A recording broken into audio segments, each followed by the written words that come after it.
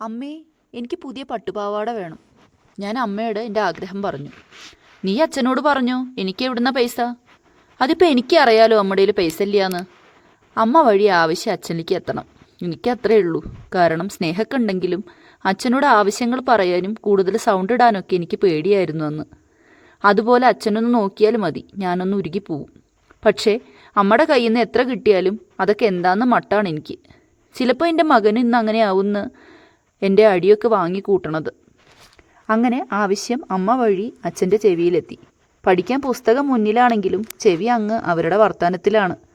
അച്ഛനൊന്നും പറഞ്ഞില്ല. മൊത്തം നിരാശ. വീണ്ടും 2 ദിവസം കഴിഞ്ഞ് ആവശ്യം അമ്മ സൂചിപ്പിച്ചു. നോക്കാമെന്ന് മറുപടിയും പറഞ്ഞു. വീണ്ടും 2 ദിവസം കഴിഞ്ഞ് ഞാൻ പേടിച്ച് സ്വന്തമായിട്ട് കാര്യം അവതരിപ്പിച്ചു. അതിനടുത്ത ദിവസം വൈകുന്നേരം അച്ഛൻ വന്നപ്പോൾ പൈസ തന്നു. ഉള്ളിൽ സന്തോഷമാണെങ്കിലും എനിക്ക് അന്ന് തോന്നിയിരുന്നു, എന്തിനാ അച്ഛൻ പിന്നെ എന്ന് പറയണത് എന്ന്. ഇന്ന് ഞാൻ അറിയുന്നുണ്ട് ഓരോ മനുഷ്യനും ജീവിക്കാനുള്ള തത്രപ്പാട്. പണം ഉണ്ടാക്കാൻ പാടാണെന്നും ചെലവുകൾ കൂടുതലാണെന്നും ഒന്നും ചോദിക്കാനില്ലെങ്കിലും സ്നേഹിക്കാൻ അച്ഛനില്ലാത്തതിൻ്റെ വേദന.